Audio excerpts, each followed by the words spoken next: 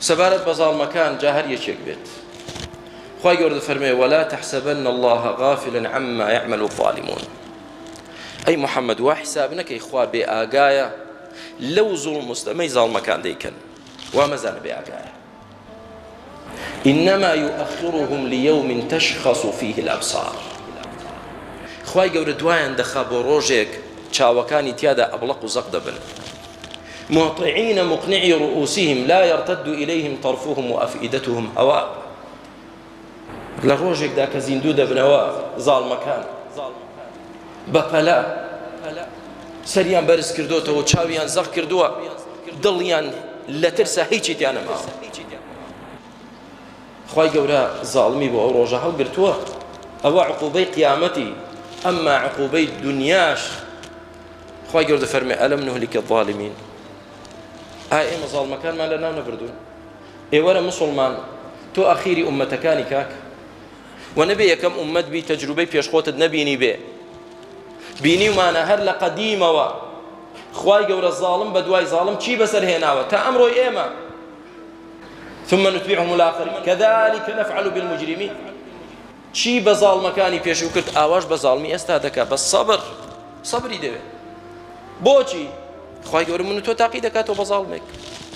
تا چەند دەست بە دینەکەتەوە دەگری، تا چەند سەبر دەگری. براکانم وتلك الأيام نداولها بين الناس. ڕۆژانی دنیا مداولەیە، يوم غنى ويوم فقر ويوم عافية ويوم مرض ويوم أمن ويوم خوف الذي يبقى هو تقوى الله. ڕۆژانی دنیا وایە دوێنێ معاش باش بووە ساڵانێک، ئەمن و ئاسایش هەبوو، ژیان خۆش بوو. ئێستا فەقیریە، ئێستا ترسە، ئێستا نەخۆشیە. ژیان ئاوا بەرز و نزمی دەکا، بەڵام ئەوەی گرنگە لە من و تۆدا بەردەوام بێ بریتێ لە تەقوای خوای گەورە. خوای گەورە تاقید دەکاتەوە بە خۆشی. ئایا کە ماڵ هەیە و سامان هەیە و ئەمن و ئاسایش هەیە و داعش نییە و ترس نییە چۆنیت؟ شکری خوا دەکەیت؟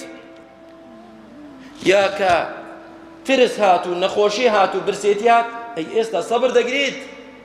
بەردەوام دەبێت لەسەر تاعەتی خوایە نابیت. براکانم قەزیەی زاڵم قەزیەی وەقتە بەس، ئەجینە ئیلا خوای پەروەردگار لە ناوی دەبات.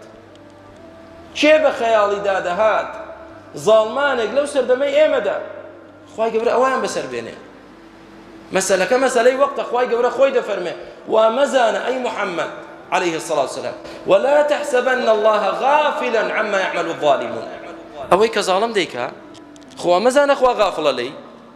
إن الله ليملي للظالم حتى إذا أخذه لم يفلته. خوای گەورە مۆڵەتی زاڵم دەدا، مۆڵەتی ئێدا ساڵ دوو ساڵ تۆ سەبرت نامێنێ، بێتاقەت دەبی، لەوانەیە کوفر کەی پەنا بەخوا تەواو تۆش ئیمتیحان کرای، هەم زاڵمەکە لە ئیمتیحاندایە تۆش لە ئیمتیحاندا. بەڵام کاتێک کە خوای گەورە زاڵم دەگرێت بەری نادا. وكذلك أخذ ربك إذا أخذ القرى وهي ظالمة إن أخذه أليم شديد. هەر شارێک، هەر وڵاتێک، هەر هەرێمێک، هەر دەسەڵاتێک، هەر حیزبێک کە زوڵمی کرد خوای پەروەردگار کاتێک کە دەیگرێت زۆر بە ئێش و ئازارەوە دەیگرێت. بۆیە براکانم با لە تەسەوڕاتی صحیح دەرنەچین، با بیر و هۆشمان تێک نەچێ. وا مەزانە کاکە ئەم دنیایە ململانەیە کە لە بینی ئێمە و دەسەڵاتەکەدا دەی کاکە باش تێک بکەین. برای بەڕێزم ئەمە سکەیە کە هەمووی لەسەری دەڕوات. زاڵم بە شتێک تاقی دەکرێتەوە، تۆش بە شتێک تاقی دەکرێتەوە. ئەوەی لەسەر من و تۆیە تەقوای خوا بکەین، بە خۆمان دابچینەوە، دەست لە زوڵم هەڵگرین، چاکەکار بین. واللهی خوای گەورە لە ناومان نابە، نە بە برسێتی نە بە ترس ئەگەر بێت ئێمە لەگەڵ خوا بین. بەڵێ براکەم ئەگەر کەسێ بستە زەویەک داگیر کا بە زوڵم، عقوبەکەی ئەوە بێ ئەو بستە تا حەوت زەوی دەڕواتە خوارەوە دەکرێتە تەوقێک و لە ملی دەکرێت. ئەی ئەوانەی کە موچەی خەڵک نادن، ئەی ئەوانەی کە ماڵی خەڵک دەخۆن، پێتان وایە حسابی ئەوانە لای خوا نییە؟ هەیە براکە، بەس پەلەت نەبێ، بەس تۆ خەمی خۆت بێ، تەقوای خوا بکە براکە. ئینسان کە تەقوای خوای گەورەی کرد، خوای گەورە ماڵی بداتێ شکری خوا دەکە، لەشی ساغکە عیبادەتی خوا دەکە، تووشی نەخۆشی کرد سەبر دەگرێ، تووشی ترسی کرد پەنا بەخوا دەگرێت. تەواو یعنی چۆن دەڵێ لەنگەری تەواوە، حەقم نییە زرۆف هەر زرۆفێک بێ من لەگەڵ خوا خوای پەروەردگار دەرگای خێرت لێ دەکاتەوە.